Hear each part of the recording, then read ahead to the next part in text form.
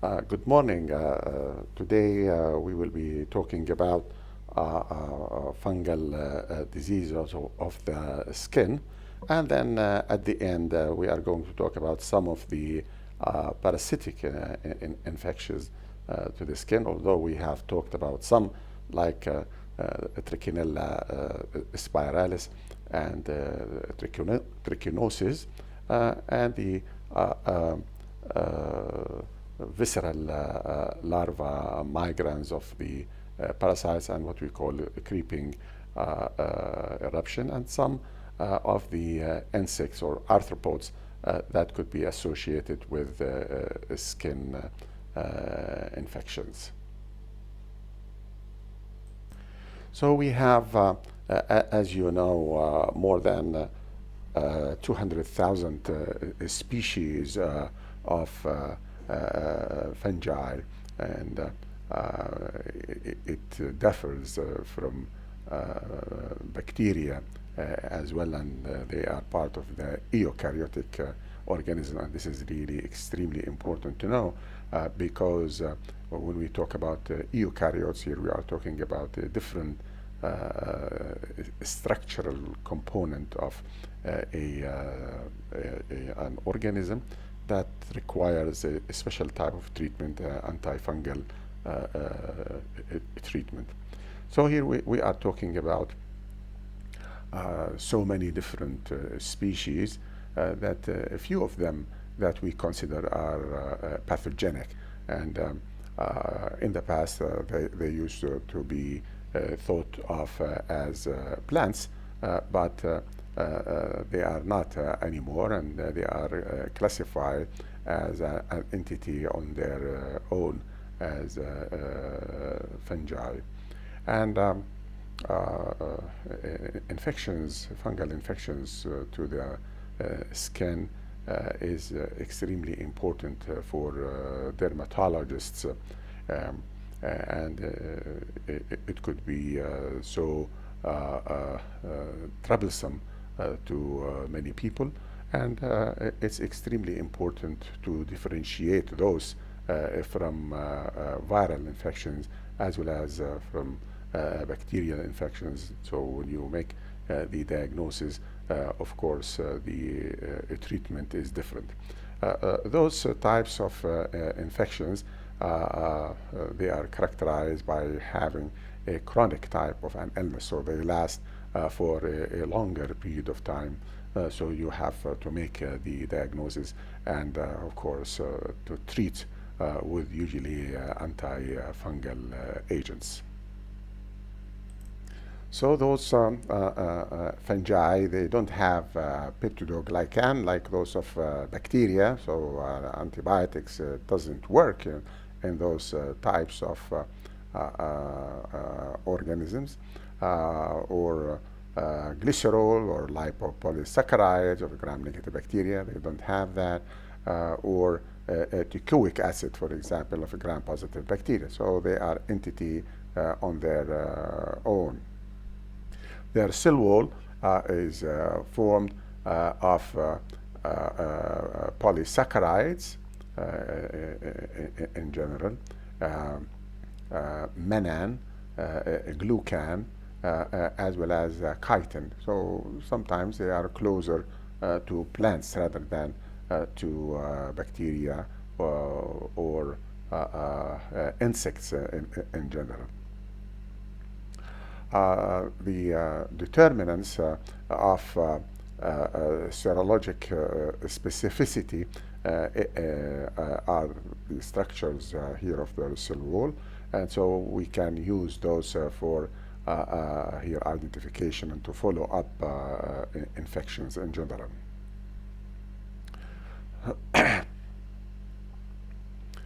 They do have what we call chitin, which is similar to many other animals, like crabs, for example, crab shells, very close to those of the fungi, or even the cellulose of plants.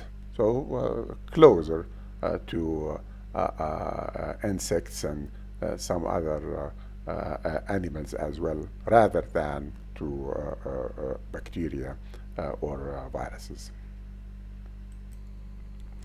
So those fungi, they are heterotrophs organisms. That means they are very potent organic matter desiccators, decaying the organic matter. So those are the most scavengers in nature. Imagine here a world without fungi, then organic matter usually won't be desiccated unless we do have fungi. Usually they are strict aerobic organisms, but some they are strict anaerobes, like yeast, for example. So the anaerobes, rarely those fungi are present, and mainly they are yeast, as you know, that they do ferment sugars into alcohol or organic acids in general. So those, the bulk of those, they multiply asexually, like those of plants, but we do have ones that they multiply sexually. So we do have males and females, and they fuse, but the bulk usually are the asexual, and those we call them the imperfect fungi, or fungi imperfecta. So this is really important to know. The organ of here reproduction in fungi, we call it conidia, and in the past we used to call it spores. So spores and conidia, they are synonyms. We stopped using the word spores, and we use the word conidia as the organ of reproduction for those fungi. And from the shapes of these conidia, usually we make the identification or the diagnosis of those fungi.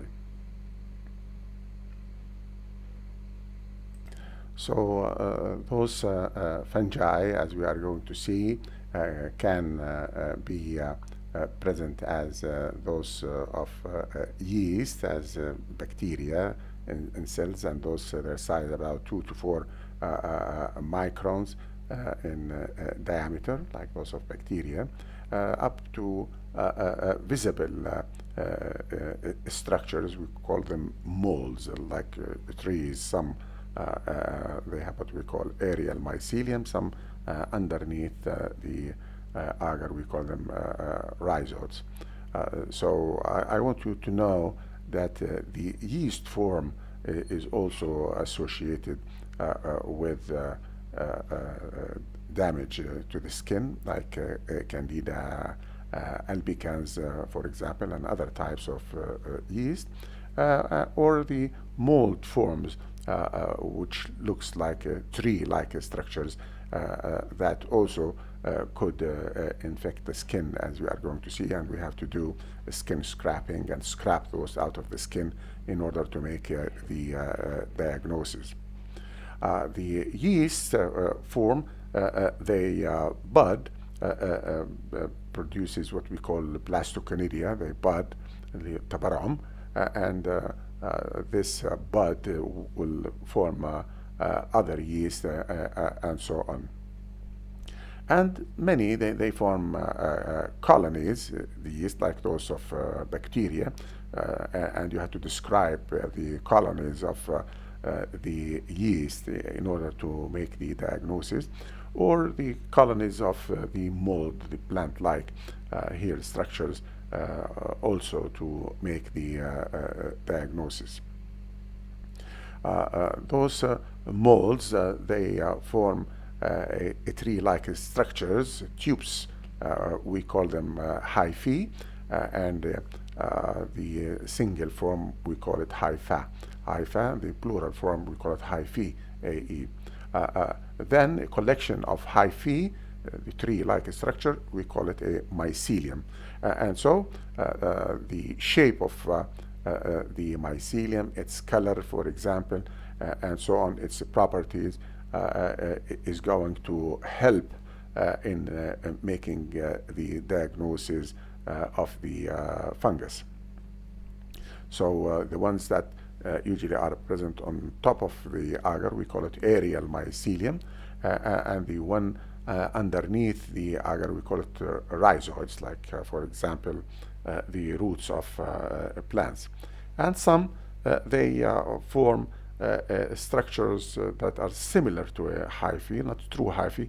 We call it pseudo hyphae, and those also we use them for identification of the fungus. So if you look into the slide, you can see this is the hyphal format, and then you can see the spore-like structures at the end, its shape, its structure, all of those, we use them in identification here, how they, or the shape of the conidia here, how they look like. We describe them, and from the description, we can make the diagnosis of the mold. The shape of the hyphae, whether it's true hyphae or pseudo hyphae, as I said, and also the mycelium structure, or the hyphal format, and then at the end, the conidia like structure, and from the conidia we can make the diagnosis.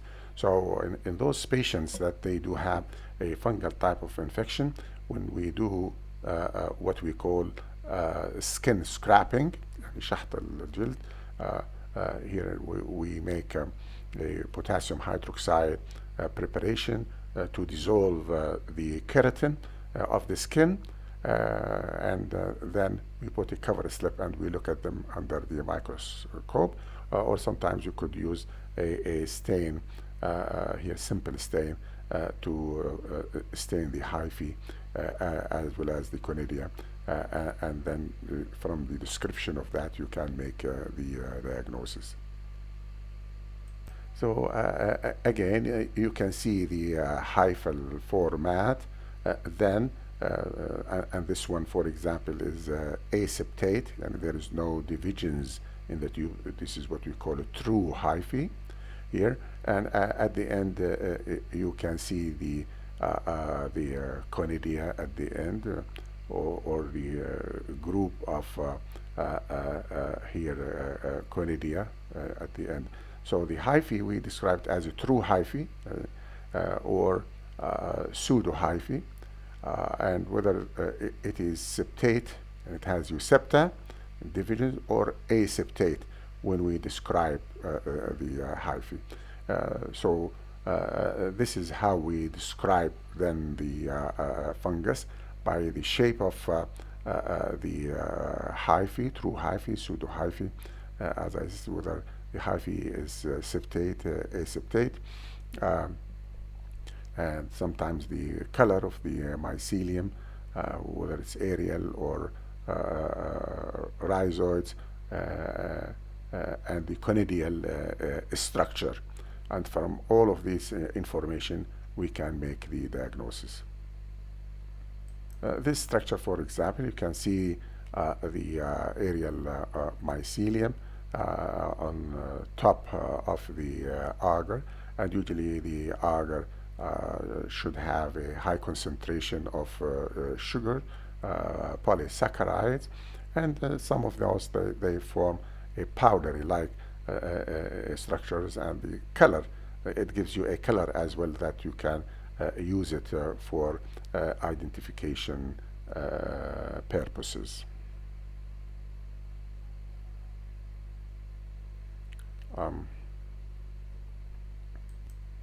And the yeast format can grow on an agar-like also structures like Candida albicans, and form mucoid-like colonies, as simple as that. You can take from those. You can also stain them and then look at them under the microscope, and you describe the colonies, and you can make a biochemical test for identification purposes as well.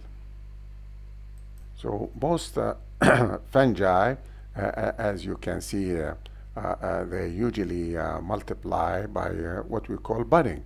Budding اللي هو التبرم.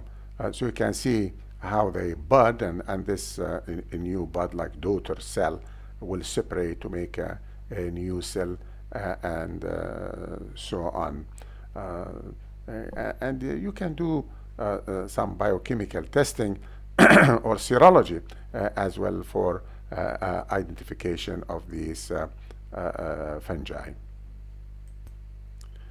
So in general, their growth and their morphology, they play a major role in their identification.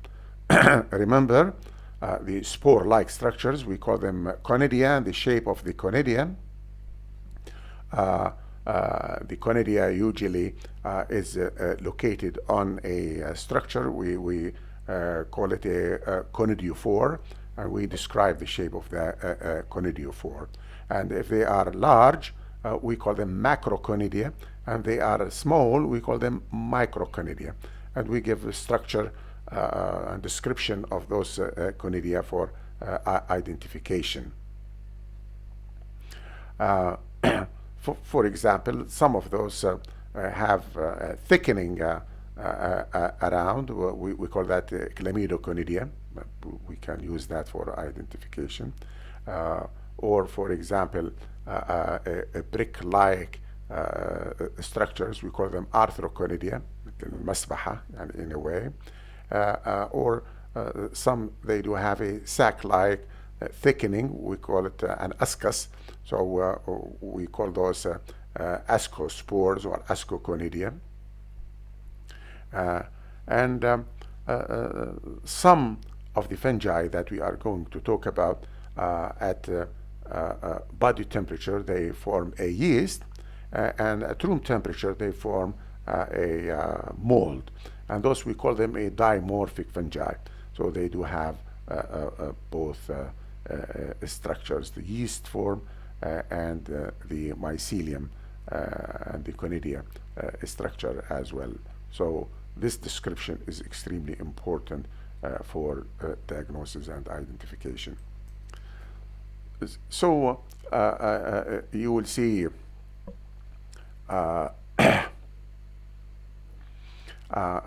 their structures like this, for example, the conidia. You can see the conidia, they are septate. This is one of the dermatophytes that they infect the skin.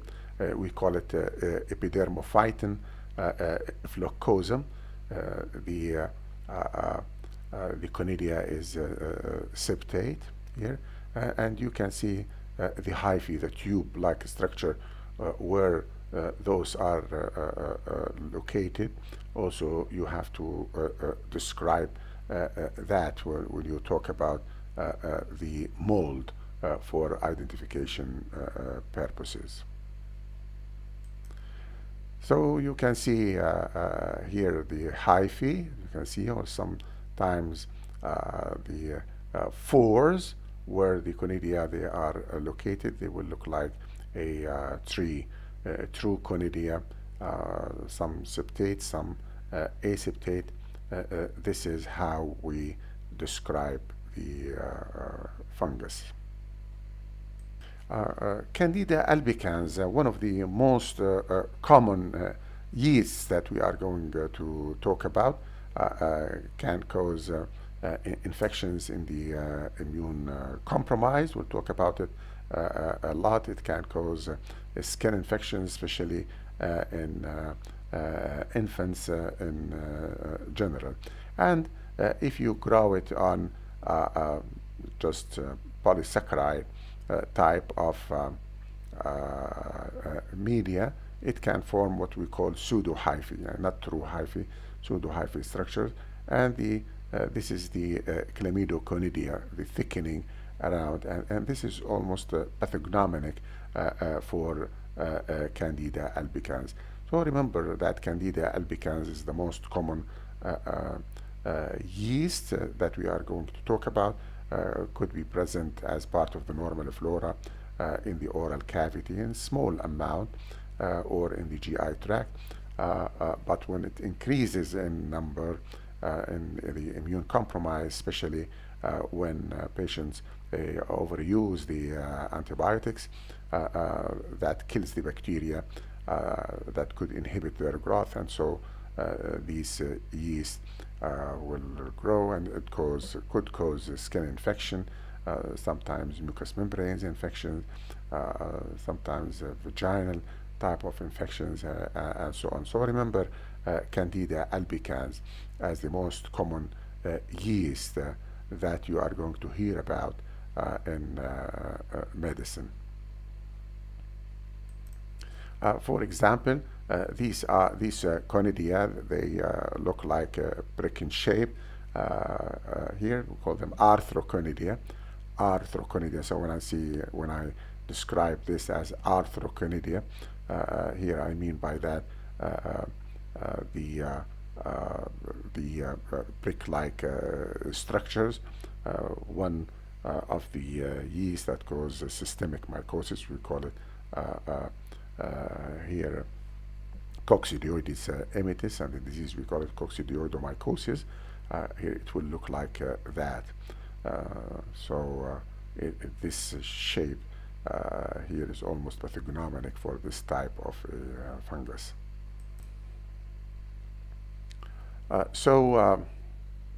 There are classifications of the fungi that we are going to talk about. Here it depends on the spores or the conidia that it's going to form. How does it look like, and whether they are septate or aseptate, and true tube, or it has divisions or not, into what we call zygomycetes, here like a true fungi, or ones that have the sac-like structure, we call it ascus, ascomycetes, or the ones that have here what we call basidiomycetes, that they lie over what we call a basidium, like those of plants almost. And some we call them deuteromycetes, or the imperfect fungi, or fungi imperfecta, and those are the most common ones that we are going to here to be exposed to as the opportunistic fungi that we are going to talk about, the pseudomycetes or the deuteromycetes, or the imperfect fungi. The true fungi, usually they are non-pathogenic and rarely that are associated with disease compared with the deuteromycetes or the imperfect fungi.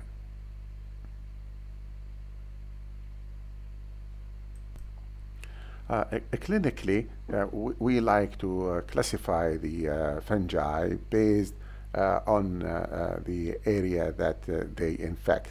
For example, the ones that they infect the outer layer of the skin, we call them the superficial fungi or superficial mycosis here, or underneath the skin, we call those subcutaneous mycosis. So this causes a more severe type of an infection, or the ones that is usually part of the normal flora in the oral cavity or in the intestine, and they take advantage here when we use antibiotics. For example, we call those opportunistic fungi, like the Candida albicans and others, and ones that they disseminate all over the body. we call it systemic mycosis, and they cause infections in the severely immune compromised. It's extremely important to know when a patient is having a fungal type of infection, especially the fulminant type of infection, whether in the skin or here the subcutaneous or the systemic mycosis. Usually, this is associated with an immune compromised condition, and rarely a patient who is immune competent will develop a fulminant fungal type of infection unless the patient is severely immune compromised. So we will start with the superficial mycosis, and the ones that they will infect the outer layer of the skin, the ones that we call them the dermatophytes. And those are so important for physicians and dermatologists to identify and to make the diagnosis, and then to prescribe the proper antifungal agent for treatment.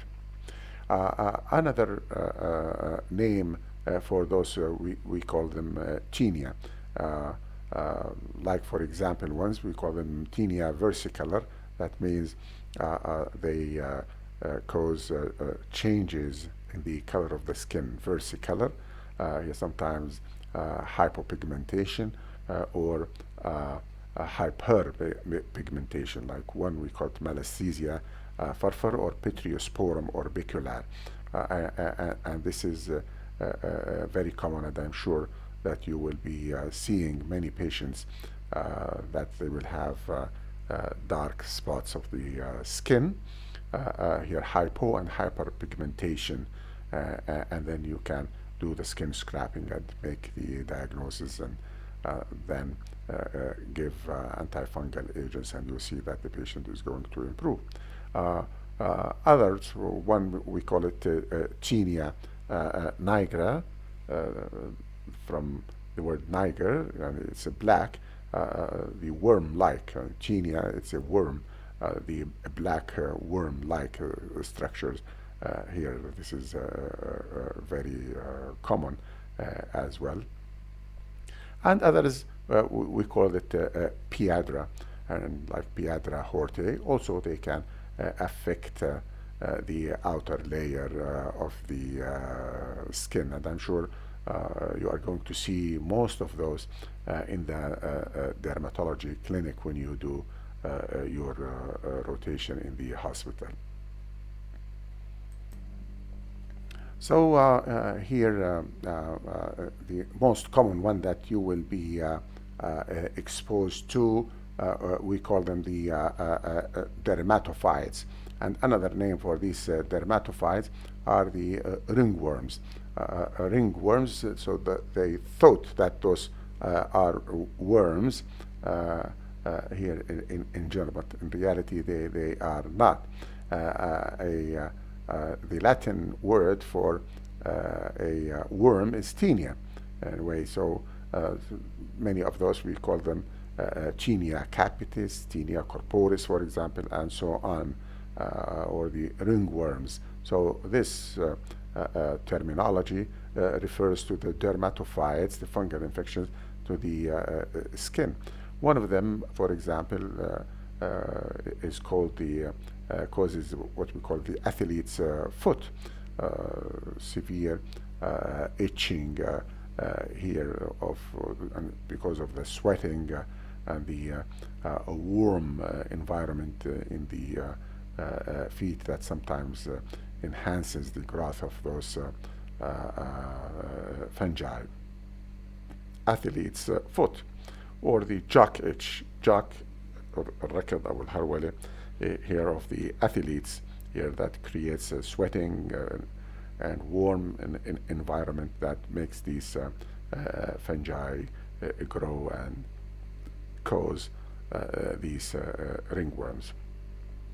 You have to remember the three here genera that causes these types of infections.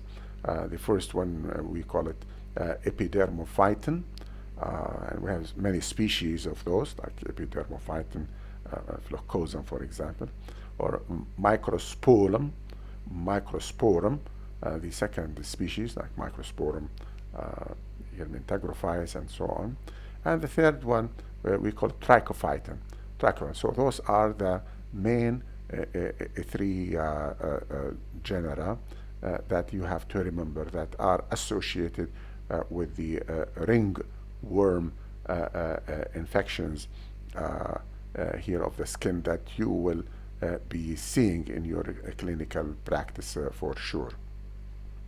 And we identify those based on the shape of their conidia. Their conidia is large, so we call it macroconidia. And how they look like, we describe them, and then we make the diagnosis as simple as that. We grow those on saccharose media, the media that contains a high concentration of sugars, carbohydrates. So they grow, and based on that, and we incubate them at room temperature at 25 degrees centigrade. And when you look at them under the microscope, they do have a septate type of hyphae. So the shape of the conidia, the macroconidia, growth at 25 degrees centigrade, and the septate type of hyphae, we make the diagnosis of those dermatophytes. So as you can see, this, for example, this is the hyphae, and these are the spore-like structures. As you can see, sometimes they have segmentation, so they could have a segmented type of spore-like structures that we use them for identification. So the hyphae is extremely important, and the conidial shape. So the conidia, whether they are segmented or asegmented, and the hyphae here. We use all of those for identification of the dermatophyte. So, for example, this is the epidermophyton flocosum, one of the dermatophytes. As you can see, the shape of the conidia, it's segmented, as you can see here, and they have a wide base and easily can be identified by skin scraping. Epidermophyton flocosum, we call that.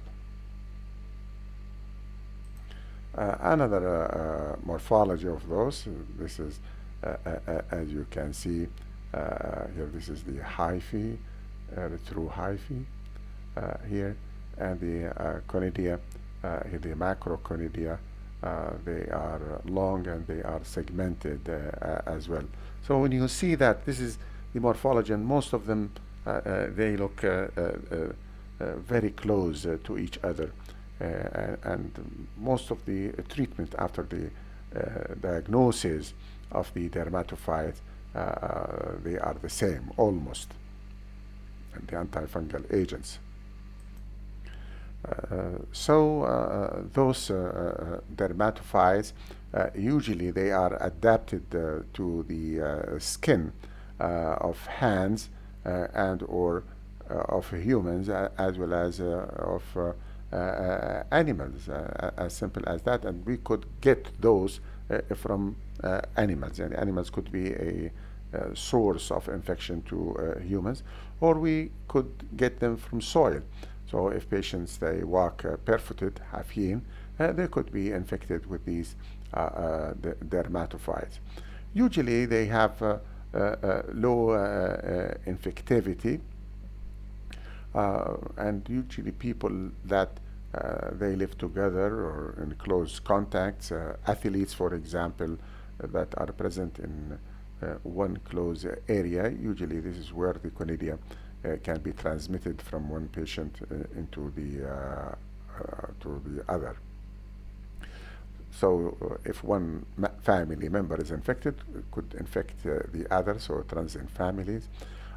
Barbers, or halagin, and so on, if they don't clean their utensils, combs, and so on, scissors, they could transmit those from one patient into the other. So barber shops are very important here source of infection that they have to be monitored, and those barbers, they have to clean here the utensils that they are using here between the patients. And the locker rooms. Athletes, especially if they walk barefooted here. So just simply a simple hands washing is usually enough here to save your self from being infected. Yani, wash your hands here when you go to a gym, or if you go to a barber, take a shower after you come back here, and so on, so you won't be infected.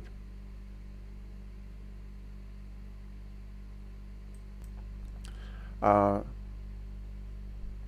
pathogenesis of these dermatophytes, usually the infection happens after minor trauma here, or for example, just trauma to the stratum corneum, the outer layer of the skin, and not deeper. So those they get more adaptive to the epidermis rather than to the dermis.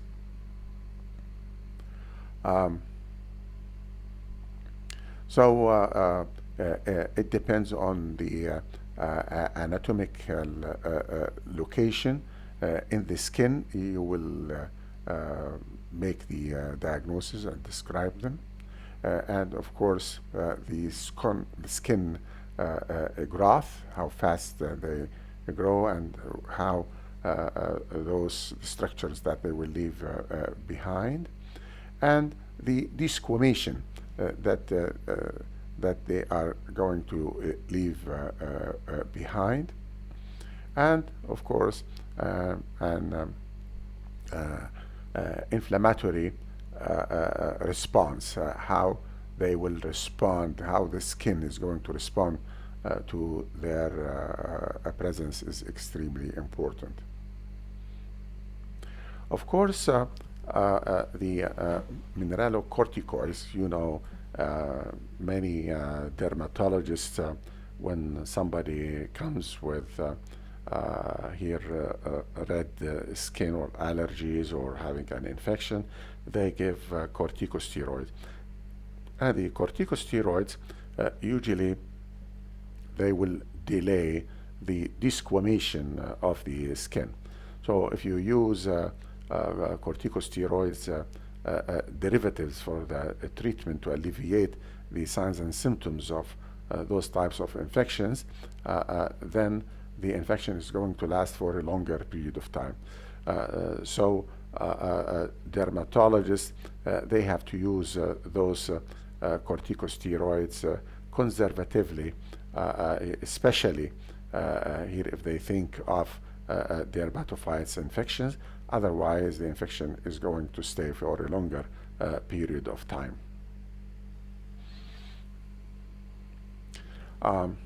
As I said, the diseases that are caused by these dermatophytes, we call them the ringworms, because they think that they are worms, and they form rings on the skin, or the tenias, and tenias is a Latin word, it means a worm.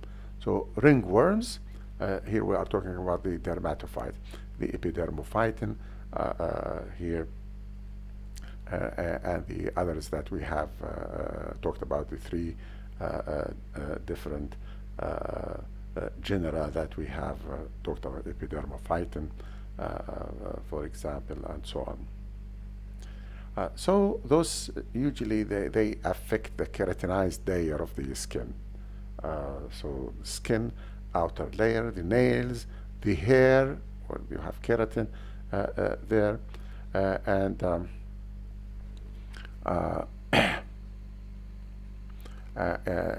the hair, for example, they could infect the outer part of the hair or the inner part. So if they infect the outer layer of the hair, we call that exothrix. And if they go inside, for example, within the hair, we call that endothrix. So you have to describe the mode of infection, ectothrix or endothrix, describing how the hair is infected with these dermatophytes. So you can see this is a hair, and you can see the infection, the fungal infection outside. This is an ectothrix.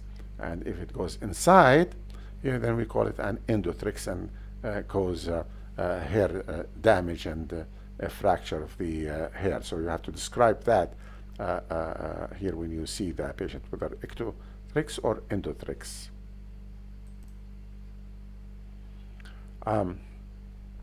So the immunity against these dermatophytes, usually the patients are going to have an inflammatory type of a stage, skin infection and inflammation, to complete the healing process. And also, we would see that antibodies here, they play no role here in protection against infections because they are the outer areas of the skin. We don't have that much of blood that is involved. So antibodies, they play almost no role in protection against the dermatophytes. So the cell-mediated immunity and the delayed type hypersensitivity, then they play a major role here in defense against these fungal type of diseases.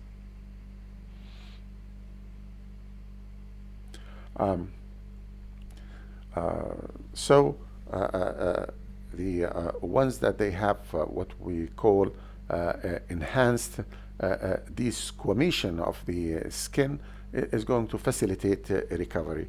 The more desquamation you are going to get, the faster the recovery you are going to get.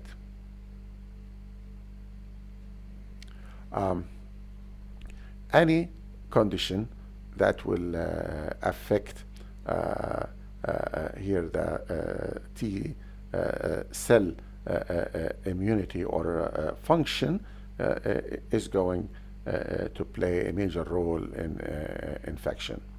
So the conditions affecting the cell, if the cell-mediated immunity is affected, then it's more common the infection is going to be.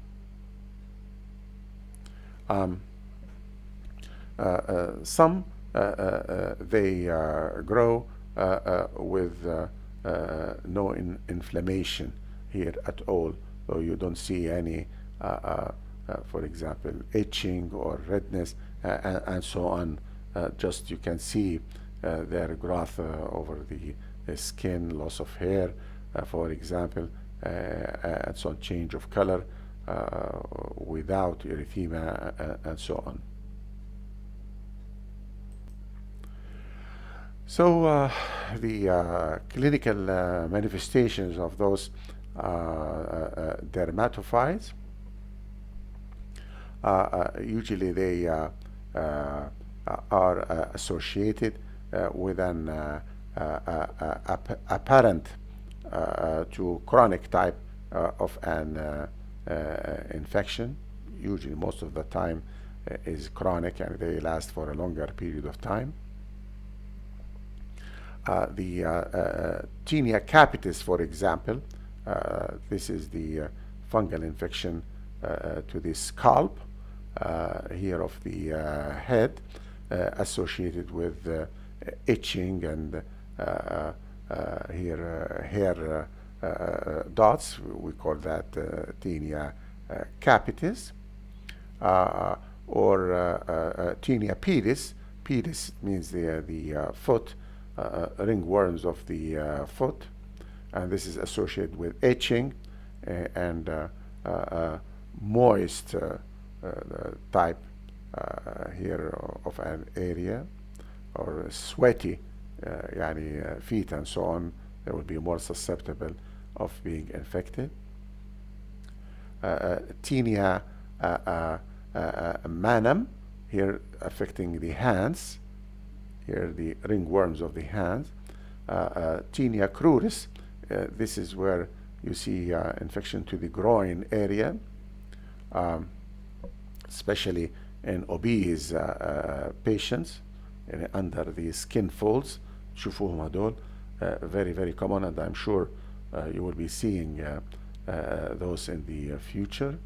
Tinea barbae, and here it's infection to the beard, so we describe that as tinea barbae.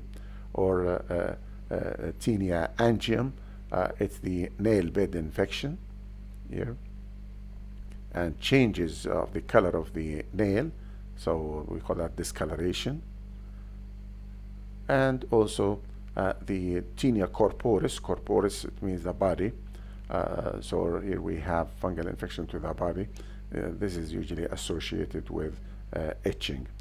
So most of those, it depends where on the area of the body we describe the clinical feature. And simply here we do the skin scraping. We put the potassium or sodium hydroxide here on the slide to dissolve the keratin, and then you can see the hyphae and the conidia. How does it look like? And from there you can make the diagnosis, as simple as that. We can see the tinea capitis, for example, infection of the scalp.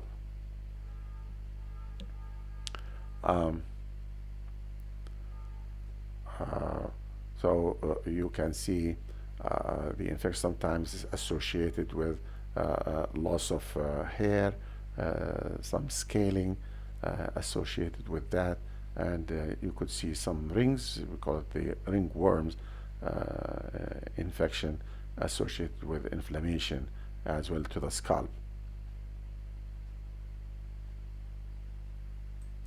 Another view here of the tinea capitis and infection to the scalp, and loss of hair as well, and sometimes breakage of the hair. And you can see the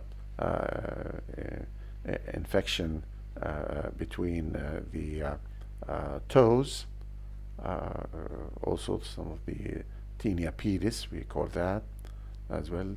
Severe itching, sweaty type of an area, warm area here that will lead to such type of an infection, tinea pedis.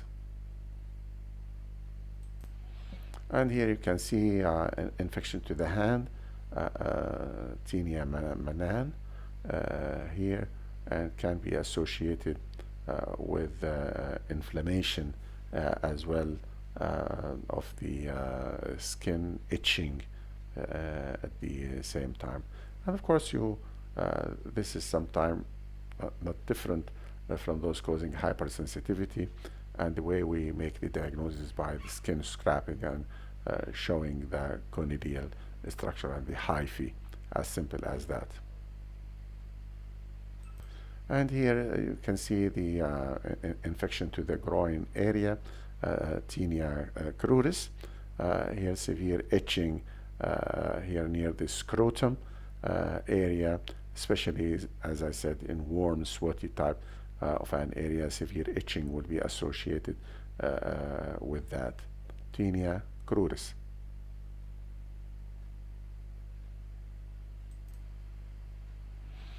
So the diagnosis of these tinnias, just simply we have to differentiate this condition, as I said from other illnesses, especially the hypersensitivity type of reaction. And then we do the skin scraping and put the sodium hydroxide to dissolve the keratin, and then look for the hyphae as well as the conidia structure. So skin scraping is the procedure that we do to get a specimen for the identification of the fungus. Sometimes we can use the Woods light. Woods light is just simply a source of ultraviolet light, and here many of those dermatophytes, by being exposed to ultraviolet light, they will fluoresce. So when they fluoresce, here you can make the diagnosis that this is a fungus. As simple as that. This is a very simple way of making the diagnosis. Do we need to culture here? Maybe sometimes, but usually you can make the diagnosis in the clinic, and you don't need to culture when you do the sodium hydroxide and seeing the hyphae and the conidia. Immediately you can make the diagnosis and the clinical description of those, and then immediately you can describe the antifungal agents.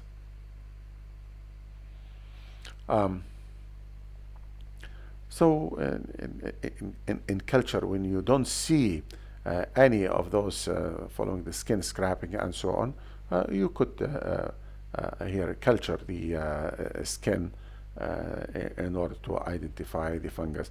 But in most of these cases, you make the diagnosis clinically and through the skin scraping, and you don't need to culture.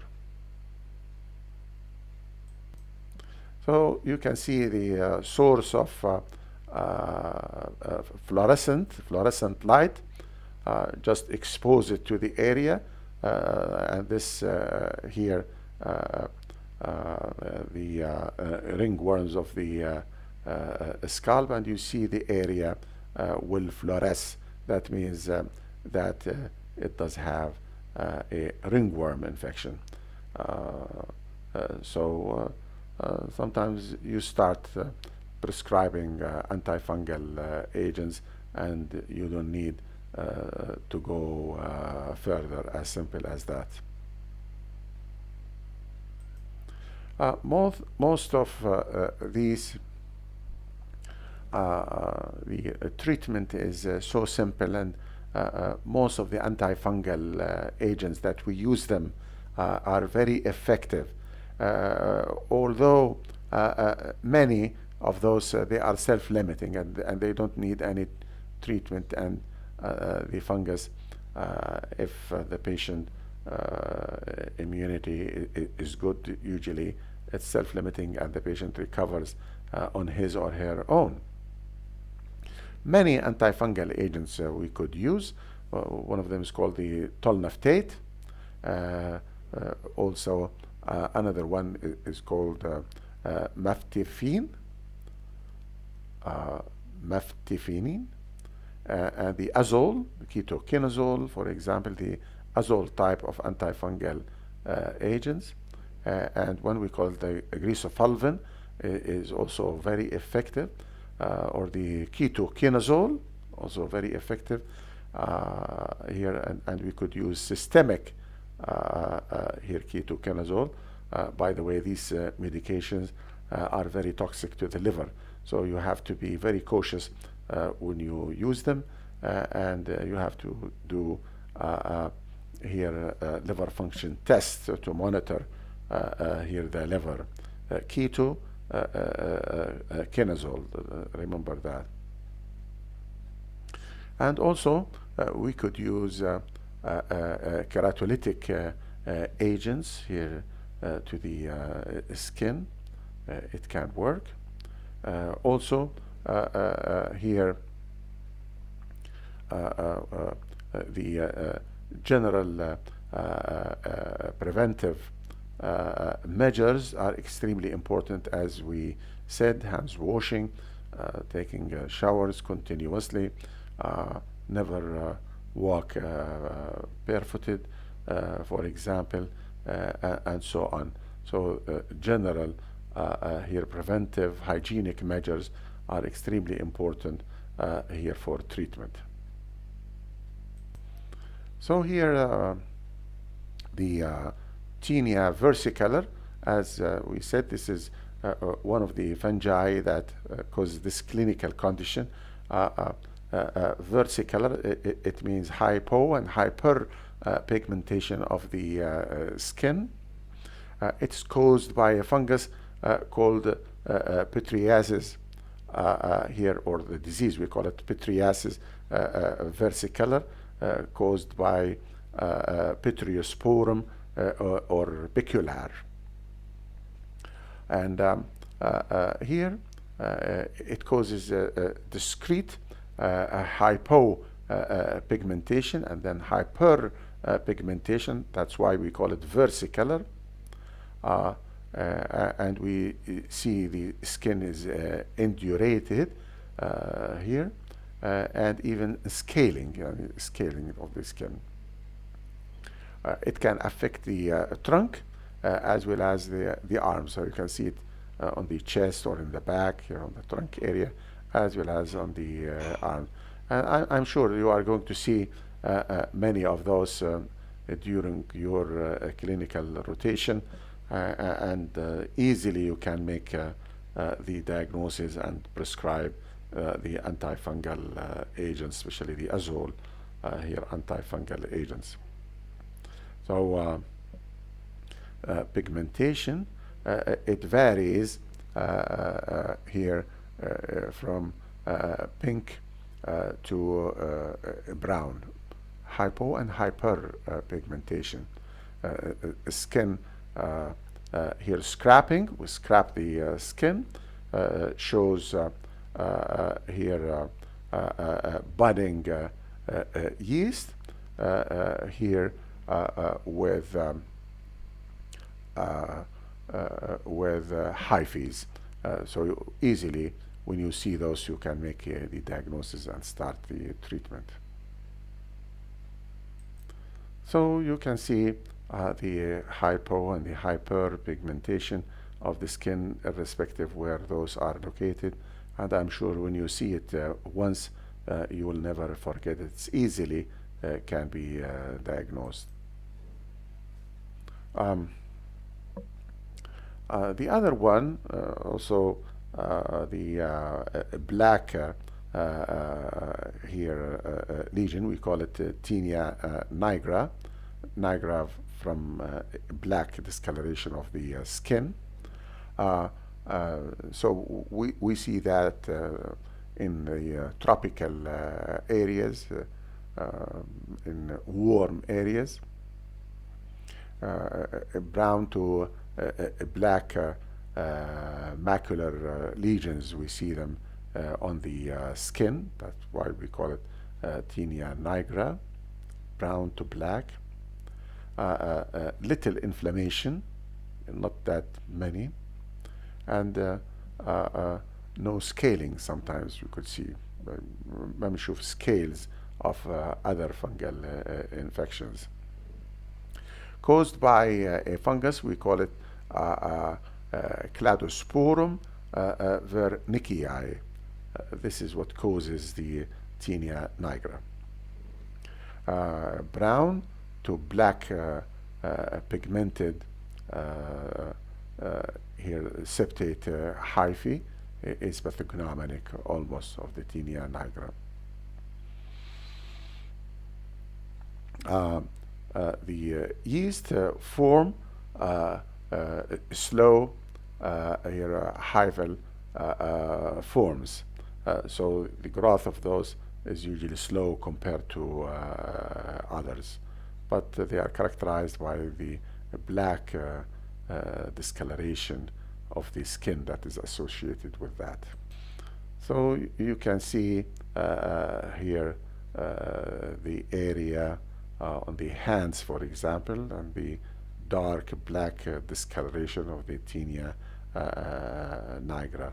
So any part of the skin can be affected, and when you see that, it's almost pathognomonic. When you do the skin scraping, and then you would look at them under the microscope after you use the sodium hydroxide to dissolve the keratin, so easily you can make the diagnosis and start treatment immediately. Another skin infection called piadra here, and this one affecting the hair, causing breakage of the hair and loss of hair, and it could cause black or white nodules over the hair, so we call it white,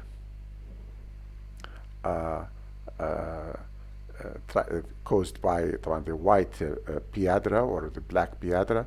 The white piadra caused by Trichosporum here cutaneum, Trichosporum cutaneum, and the black piadra caused by Piadra hortae here. So either white or black nodules, you can see them over the hair follicle. So you can see the fungal infection over the hair shaft that will end up with the breakage of the hair shaft and the loss of hair. So remember that those fungi, they affect the hair as well as the others. They could affect the outer layer of the skin. So piadra affecting the hair, either white or black piadra. Another view can see the fungus growing over the hair shaft, causing a breakage of the hair shaft, piadra.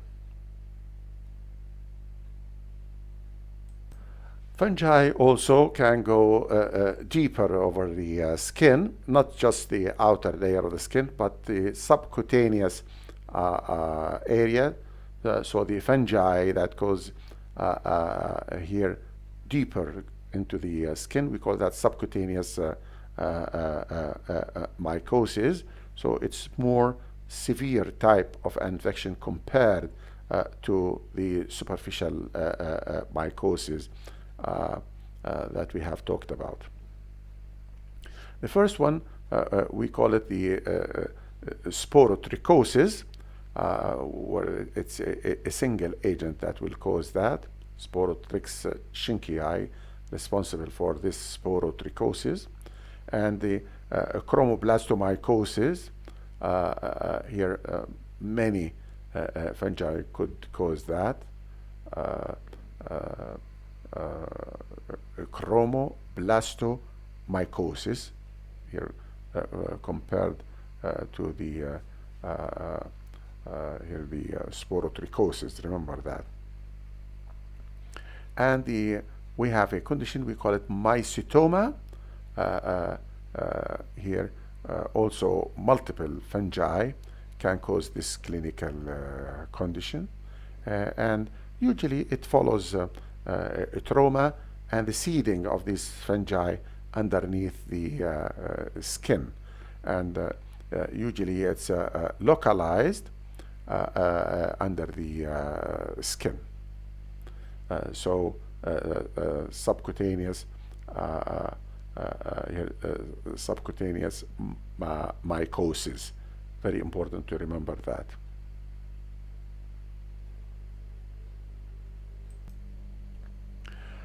So the first subcutaneous mycosis called sporotrichosis, caused by Sporotrix Schinckii, usually one agent responsible for this subcutaneous mycosis case. This is a dimorphic fungus. It means it forms a yeast at body temperature and a mold at room temperature. So it's a dimorphic fungus. It has a shape of cigar, so we call it cigar-shaped yeast, the yeast form.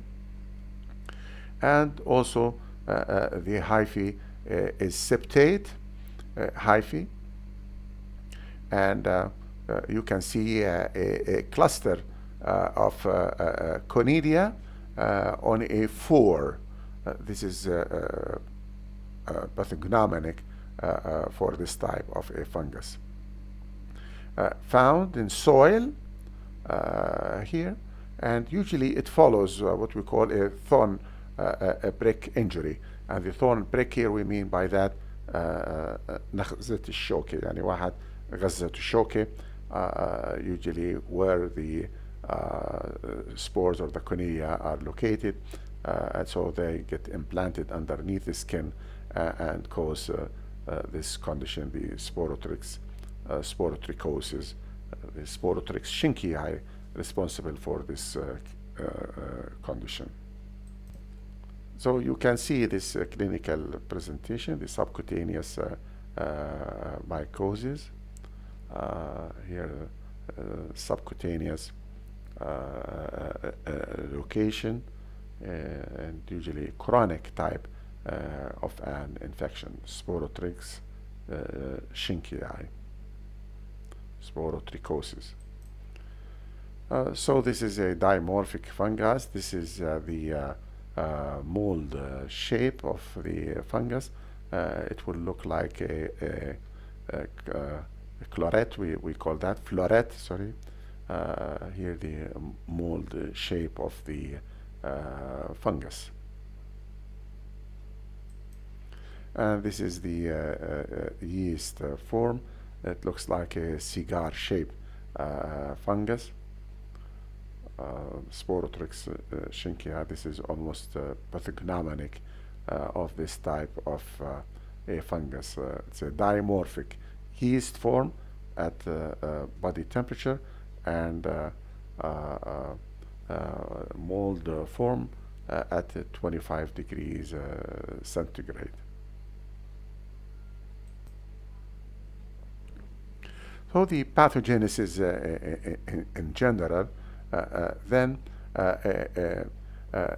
it follows an acute pyogenic type of an infection, yani pus forming, and the chronic form is usually a granulomatous type of a lesion. You can see granuloma, which is a chronic type of an infection, a granulomatous type of a reaction. Starts with a painless papule, and then it will enlarge, then it will ulcerate, forming this type of a lesion. The lymph nodes that drain that area will be enlarged, so you will have enlarged lymphadenopathy, and also it will be associated with a chronic course. Always the subcutaneous mycosis usually associated with a chronic course, and here you have lymphadenopathy associated with that. The systemic involvement is extremely rare, and rarely you are going to hear that the fungi that cause subcutaneous mycosis disseminate through the blood and going all over the body is extremely rare. Usually they are localized, causing chronic type of an infection. So the diagnosis is through usually microscopy is not effective. So difficult to make a diagnosis using the microscope. Uh, if you take a biopsy, most of the time it's negative, but if it is positive, then you will be seeing what we call an asteroid type of a body, like arrays of cells. This is pathognomonic asteroid shape, and this is diagnostic type of this condition.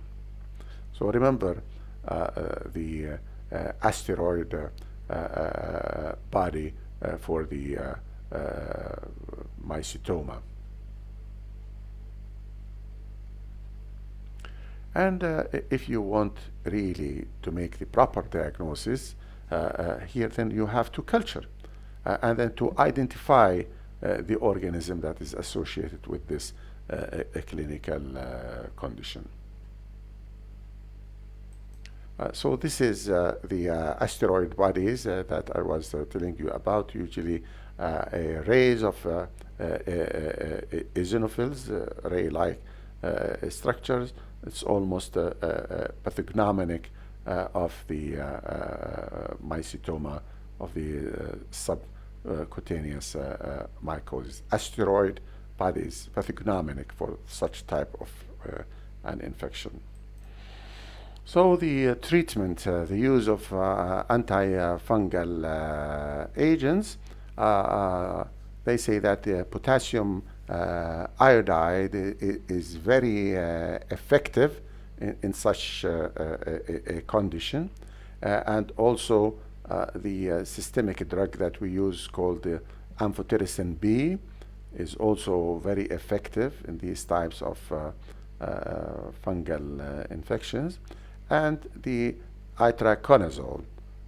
So these antifungal agents, starting from the potassium iodide, ending with the itraconazole, are very effective for treatment.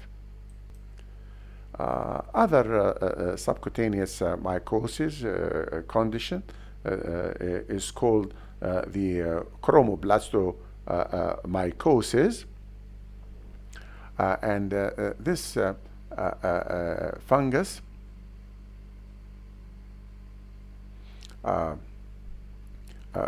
we call caused, or this is caused by a fungus called Phylophora and Cladosporum. So more than one agent here is associated with the chromoblastomycosis here. Usually this one is present in tropical areas, and it affects usually feet or the legs in general. Here, this is how people, they get infected by walking barefooted.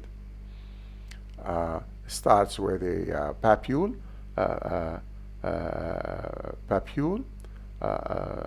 and then after that a warty, wart-like a structure.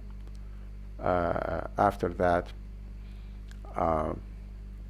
it forms a painless, painless and no pain associated with that, no lymph nodes involvement or enlargement. So it differs from other form with such type of an infection. Usually comes from the soil, as we said, when patient, they walk barefooted. And you can see when people, they walk barefooted in villages and so on, they could be infected with these types of fungi chromoblastomycosis. Remember that. And also here, those patients, this fungus can be associated with a brown pigmented hyphae. This is almost pathognomonic for such type of an infection. And here sometimes we could need surgery to remove these thickenings of the skin. And we could also use the flucytosine drug here to minimize this type of an infection. Chromoblastomycosis. So the chromoblastomycosis, you can see the thickening of the skin that sometimes you could need a biopsy for its identification.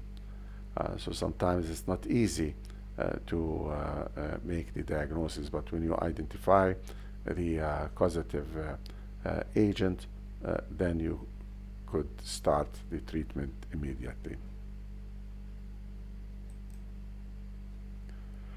So the last disease of the subcutaneous mycosis, we call it the mycetoma, and usually is caused by a trauma to the foot and the seeding of the fungus.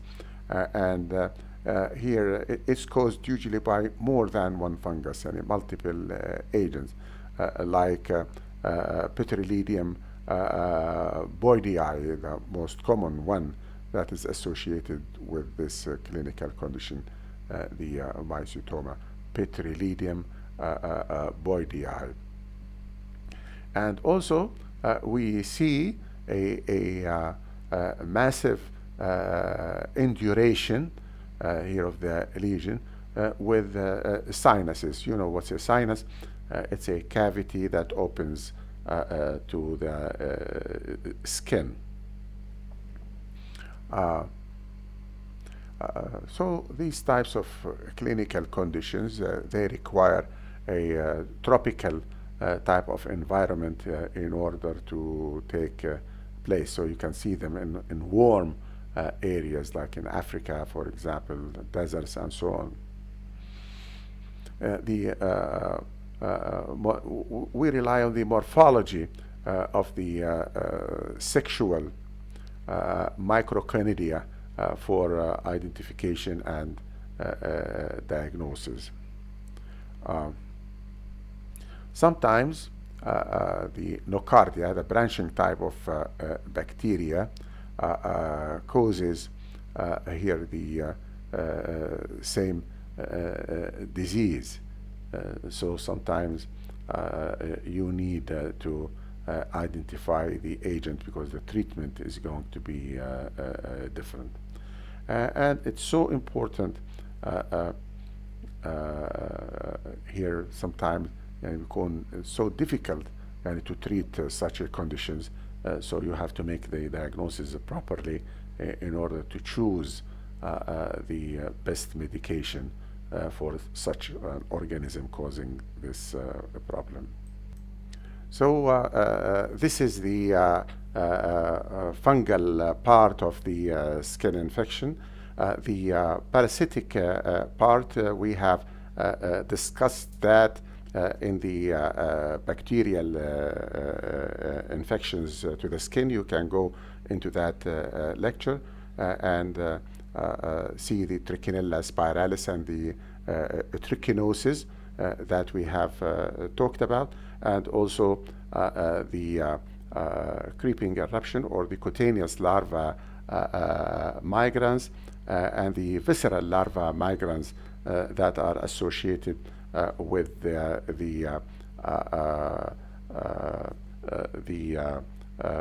worm infestations, as well as some of the insect here bite injuries that could leave infection to the skin.